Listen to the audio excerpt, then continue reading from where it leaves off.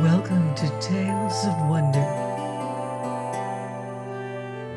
I'm Martell, and I have a wonderful story to share with you about a horse called DAPPLE. There was once a rich man who had 7 sons, and they were all stout, well-grown lads. When the man's time came to die, he called his sons about him, that he might divide his goods among them. He asked each one, beginning at the eldest, what he wished to have left to him. One said one thing and one another. One wanted the house, one the land, one wanted gold, and one the flocks and herds. And at last it came the turn of the youngest, who was called Boots, to say what he wished to have.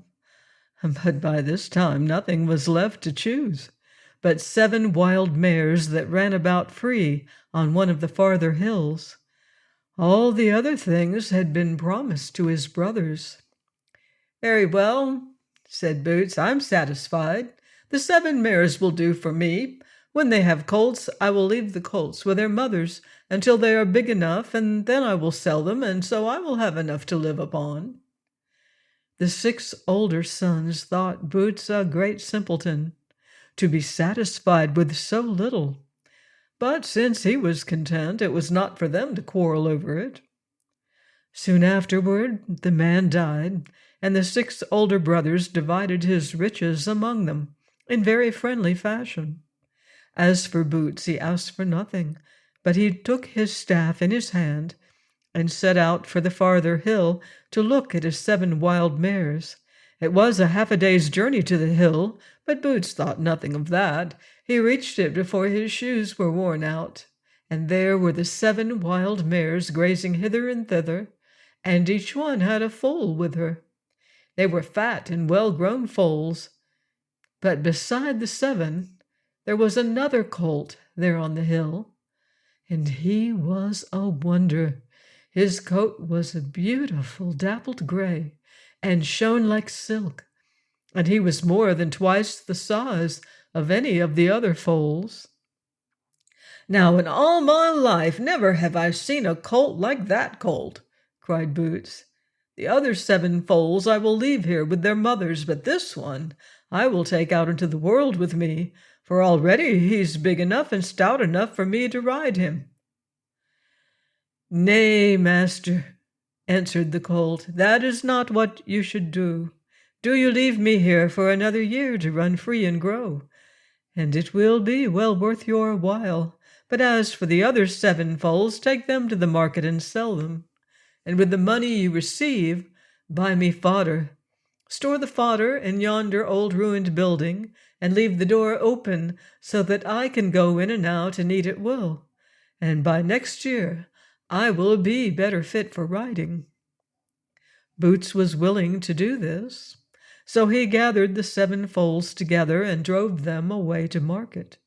There he sold them as the dappled colt had bade him, and bought fodder, and this fodder he stored in the old ruined building for the colt to feed upon at will.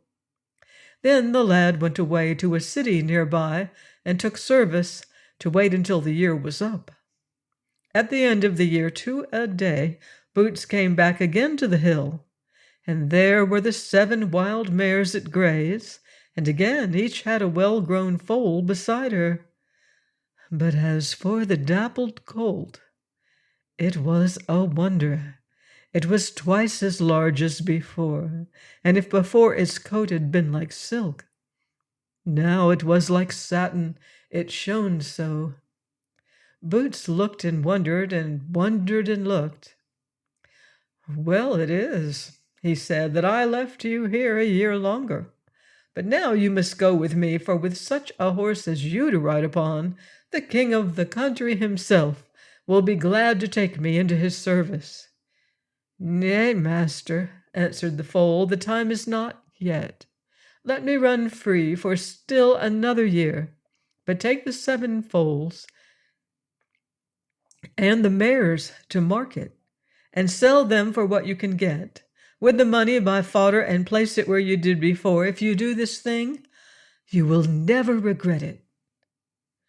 Well, Boots was willing to do that too. He drove the mares and their foals to market and sold them and bought fodder with the money. Then he went away again to the city and took service for another 12 months. At the end of the year to a day, Boots came back to the hill to look at his dappled colt. But before he reached there, he saw a light in the sky and heard a sound as of thunder. The sound drew nearer and nearer, and then Boots saw the colt coming to meet him, and the noise was made by its hoofs, for it was so huge that the earth trembled under it as it came, and if its coat had been like satin before, now it shone like glass, so that the light was reflected all about it, and that was what Boots had seen. "By my faith," cried Boots, "never have I beheld such a horse before. The king himself hath not another like it." "That is true," answered the steed. "And now, master, the time is come for you to ride me out into the world, and together we will make your fortune." Then Boots tried to mount, but Dapple Grim, for so Boots had named the horse, was so huge that he was obliged to lie down before his master could get upon his back. Once Boots was up, away the horse went, so fast that the wind whistled past their ears, and they never stopped nor stayed until they came to the castle of the king of the country. Here Boots knocked at the door and asked the king if he might take service with him. And the king could have jumped for joy at the thought of having him, for never in his life before had he seen such a horse as Dapple Grim. And as for Boots, the king was sure that only a hero could be the master of such a steed. So now Boots was one of the king's own men, and soon he became such a favorite that the king would have him always by his side and talk to him more than to anyone else. But this made the noblemen who were about the castle very jealous, and not only did they have to make way for Boots, but all their own horses had to be taken out of the castle stable so that Dapple Grim might have more room. Before long they began to plot and plan as to how they could rid themselves of Boots and his great gray steed as well. Now, though the king of that country was very rich and powerful, he was so sad that he was never seen to smile, for he had only one child, a daughter, and her a troll had stolen away. The troll kept her a prisoner in his house at the top of a great glass hill. This hill was as slippery as ice and as steep as a house. Many princes and brave men had tried to rescue the princess, for she was as beautiful as the day, and the king had promised her in marriage to anyone who would bring her back to him.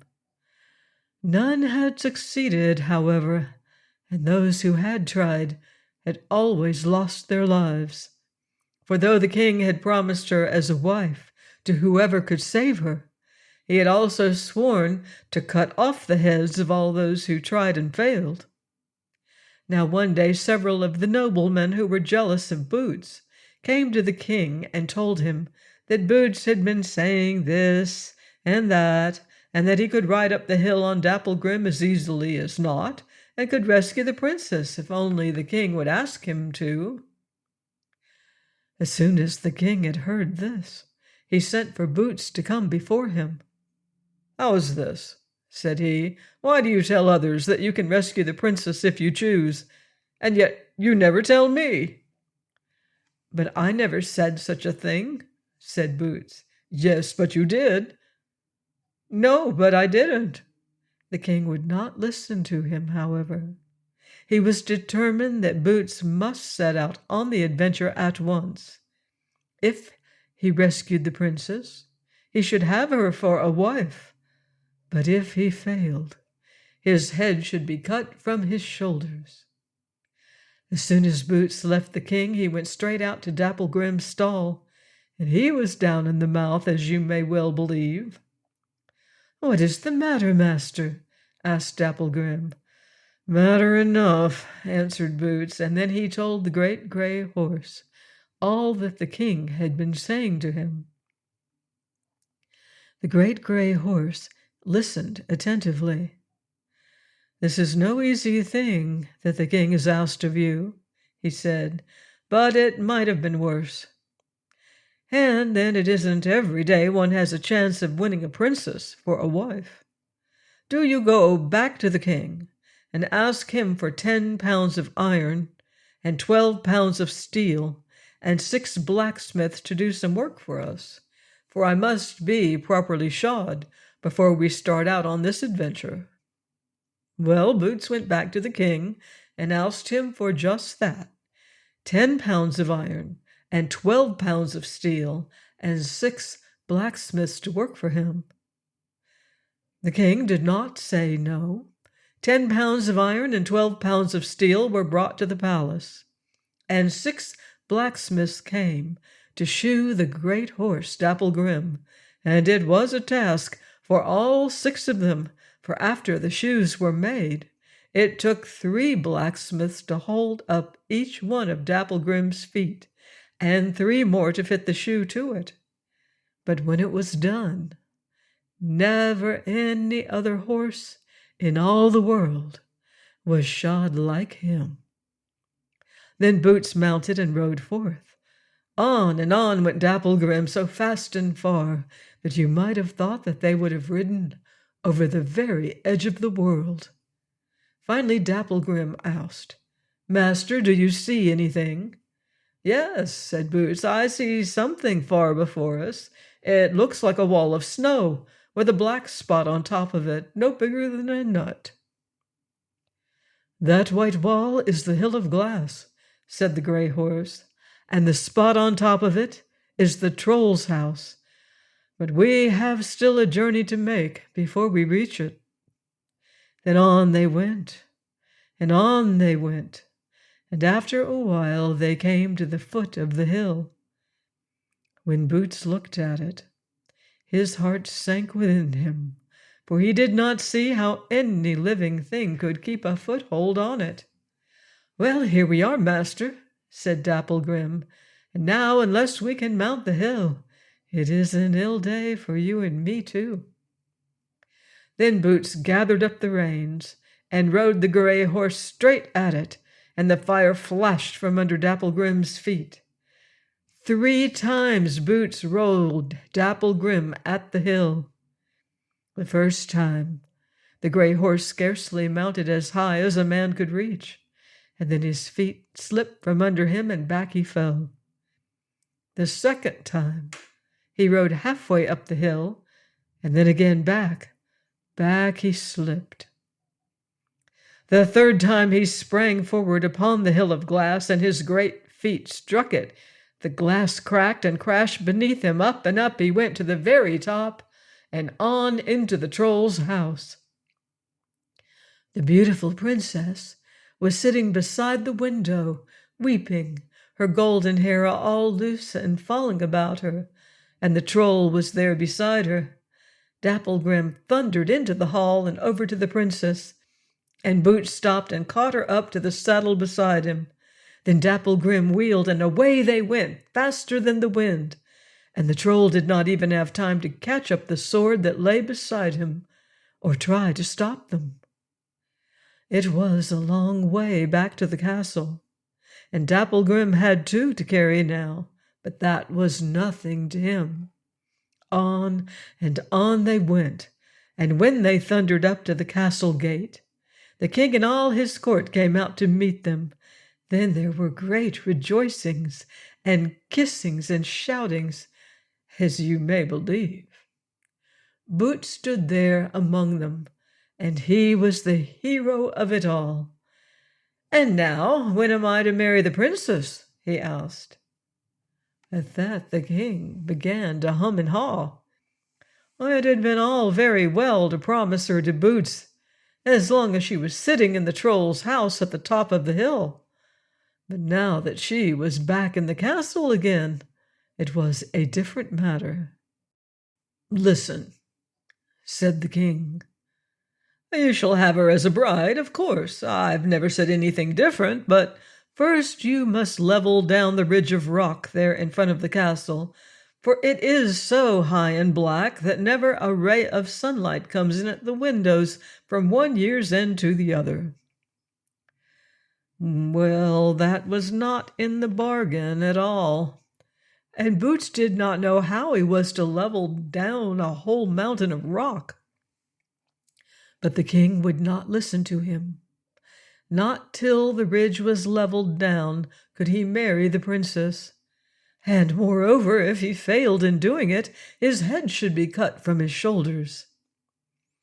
Then Boots went out to Dapplegrim's stall, and his mouth was down at the corners, as you may well believe.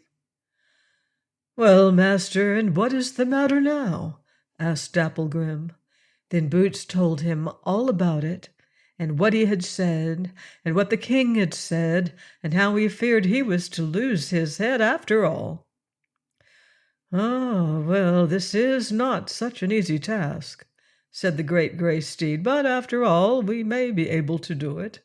But first do you ask the king for 12 pounds of iron and 15 pounds of steel, and have new shoes put upon my feet, for we will need them."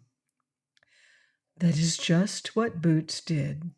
He asked the king for 12 pounds of iron and 15 pounds of steel. It took 8 blacksmiths to shoe the great gray horse. When Dapplegrim was newly shod, Boots mounted upon his back and rode away toward the ridge of rock, and the king and all his court came out to watch what he would do. Dapplegrim rode up to the top of the rocky ridge, and then he stamped with his great iron-shod feet, and he was so heavy that at once the ridge sank down 15 ells into the earth. Then Boots rode up and down, and every time Dapplegrim stamped the ridge, it sank down under him until at last it was as level with the earth as the palm of your hand. "And now may I have the princess for my wife?" asked Boots. "Oh, of course, of course." The king had never intended anything else, but before she could go to church with Boots, she must have a horse as great and fine as Dapplegrim to ride upon. Boots might have 3 days to find such a horse for his bride, but at the end of that time, if he had not found it, his head would be cut from his shoulders. Well, that seemed a hard thing to Boots. That had never been in the bargain at all. Besides, he doubted if there was such another horse as Dapplegrim in all the world beside. Out he went to Dapplegrim's stall, and if he had been down in the mouth before, he was 10 times more so now. "Well, master, what is it this time?" asked the great gray horse. "Are you not to have the princess for your wife?" Yes, Boots was to have her, but not before he should do this and that, and he told the whole story to Dapplegrim. "This is a harder task than either of the others," said the great horse. "There is only one other horse in the whole world that is my match in size and strength.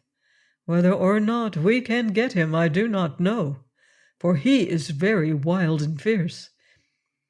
But before we start out on this adventure, I must be new shod with 15 pounds of iron and 15 pounds of steel.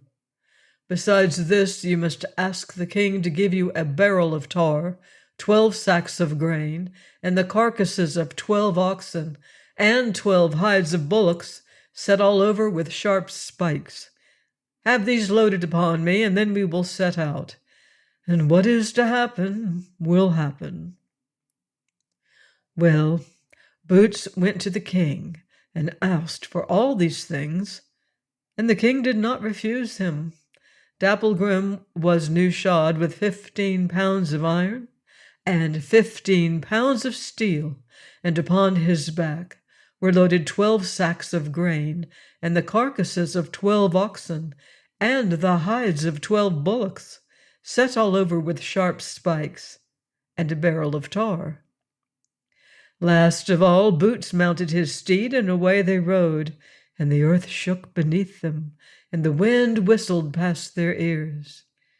They went on, and on, and on, till all the world seemed left behind. And at last they came out into a barren plain, and all the air around them and overhead seemed filled with the sound of the beating of great wings. "Now tell me," said Boots, "what is that sound I hear? For it almost makes me feel afraid." "That," answered Dapplegrim, "is the beating of the wings of all the birds of the air that have been sent out to stop us. But do not be afraid. Cut a hole in each of the bags we carry, so that the grain will run out, and the birds will be so busy picking it up they will never notice us." This Boots did, and the grain ran out in a stream behind them. Then the birds gathered in such countless numbers that the whole plain was covered with them. But they were so busy pecking up the grain, they never even looked at Boots or the great gray horse. On rode Boots, and on he rode, and after a while he and Dapplegrim came into a great black forest. Then from all around there sounded a mighty roaring that fairly shook the trees, it was so loud. "What is that sound?" asked Boots. "Now tell me, for it almost makes me feel afraid." "That," said Dapplegrim, "is the roaring of all the beasts of the earth that have been sent out to stop us. But do you throw down the 12 carcasses of the oxen, and the beasts will be so busy eating them they will never even look at us." Boots did as Dapplegrim bade him, and immediately from behind the trees and thickets sprang out a multitude of wild beasts, and they fell upon the carcasses and began to tear them and eat. They did not even so much as look at Dapplegrim or his master. On and on went Boots and his great gray steed, and now they came out of the forest upon a place that was covered with great rocks and boulders, and here Dapplegrim bade Boots light down. "Master, the time has now come for the hardest part of all our venture," said the horse. "It may be I will not come out of it alive, nor you either, but that is as it may be. Take down the barrel of tar and set it yonder among the rocks. Take off my bridle, and then cover me all over with the spiked hides. When this is done, do you climb up in yonder tree, where you will be out of harm's way. Presently the steed that we are in search of will come, and he and I will fight together. Watch carefully that barrel of tar, for while we are fighting it will be set on fire. If the fire burns low and smoky, I will be overcome.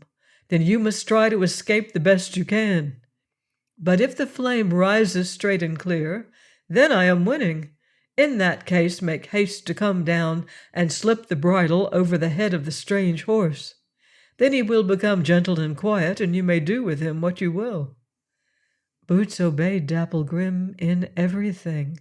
He took down the barrel of tar and set it among the rocks. He took off Dapplegrim's bridle and covered him all over with the spiked hides. Then he climbed up in the tall tree nearby and hid himself among its leaves. No sooner had he done all this than Dapplegrim struck the ground 3 times and neighed loud and clear. At once, from far away, there came a sound of neighing. Nearer and nearer it came, and so loud and terrible it was that Boots was filled with fear. Then from beyond the rocks came galloping a great gray dappled horse, and if Dapplegrim was big, this one was full as large. If Dapplegrim was strong, this one was as strong, if not stronger. Fire flashed from his eyes, and smoke poured from his nostrils. At once he and Dapplegrim began to fight. Up and down they fought, and sometimes one seemed to be winning, and sometimes the other, but always whenever the strange horse tried to seize Dapplegrim with his teeth, he could not, because of the spiked hides that covered him. As they fought, a spark from their hooves fell upon the barrel of tar and set it afire. The flame of it rose straight and clear through the air. At once Boots slipped down from the tree and ran over to where the two horses were fighting. As soon as he did so, he saw that Dapplegrim had seized the strange horse by the neck and was holding him with his teeth. Boots made haste to slip the bridle over the strange horse's head, and at once it became quiet and gentle. Only it still shook and sweated from the fight. Then Boots mounted on the new Dapplegrim's back and rode back toward the castle, and the old Dapplegrim trotted along behind him. Safely they passed through the forest and crossed the plain, and as they neared the castle they saw that the king and all his court had come out to meet them, for they had heard the news of their coming. Boots lighted down from the new Dapplegrim and led both horses to the king. And the king was filled with wonder and amazement at the sight of two such horses, and both exactly alike. "And now," said Boots, "can you tell me which is the new Dapplegrim and which the old?" Well, the king looked them all over from head to tail. He looked at their eyes and their ears and their hoofs, and not a hair did one have that was different from the others. So the king was obliged to own that he could not tell which was which. "So I brought you the horse as you bade me," said Boots, "and now am I to have the princess for a wife?" Well, there was nothing more for the king to do but to let Boots marry the princess. But now the princess herself had something to say about it. "Look," said she to Boots, "you've shown us how brave you are. Now let us see whether you are clever as well. I will hide twice, and you shall hide twice. If you can find me and I cannot find you, then we will know you are more clever than I am, and I will marry you. But if you fail, then you must look elsewhere for a wife." Well, Boots did not like that very much, but he did not know how to refuse. "Very well," said he, "then that is the bargain." The princess was to hide first, and this is what she did. She changed herself into a white duck and floated on the pond that was behind the castle stable. Boots hunted for her high and low. He looked everywhere, but he could not find her. Then he went out to Dapplegrim's stall and told him all about it. "You should have come to me in the first place," said Dapplegrim. "Do you take a gun and go out to the pond behind the castle stable. Aim at the white duck that is floating there as though you meant to shoot it, and you will find the princess fast enough." Boots did as Dapplegrim bade him. He took his gun out to the pond behind the stable, and there sure enough was a white duck floating about in the sunshine. Boots took aim at it as though to shoot. Then the princess was terribly frightened. "Do not shoot," she cried. "It is I, the princess." So Boots had found her once. The next time the princess hid, she turned herself into a loaf of bread and lay with the other loaves on the kitchen table. Boots hunted for her high and low, but nowhere could he find her. Then he went out to Dapplegrim's stall. "What shall I do about it now?" he said. "I've hunted for the princess everywhere, and still I cannot find her." "Why did you not come to me in the first place?" asked Dapplegrim. Do you take a knife and lay it on the middle loaf that is on the kitchen table, as though to cut it, and you will find the princess fast enough." Well, Boots was not slow to do as Dapple Grim bade him. He took a sharp knife and went into the castle kitchen, and there were 7 fresh loaves of bread on the table. Boots drew the middle loaf toward him and laid the sharp edge of the knife on it as though to cut it. Then the loaf cried aloud in a woeful voice, "Alas, do not cut me! It is I, your princess." And so Boots had found the princess for the second time. Now it was Boots' turn to hide, and while the princess was not looking, he changed himself into a fly and hid in Dapple Grim's ear. The princess hunted for him everywhere, all through the castle, but she could not find him.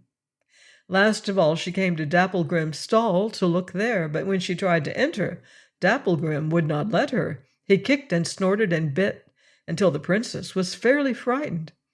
At last she was obliged to own that she could not find Boots. Then at once he stood before her in his own proper shape.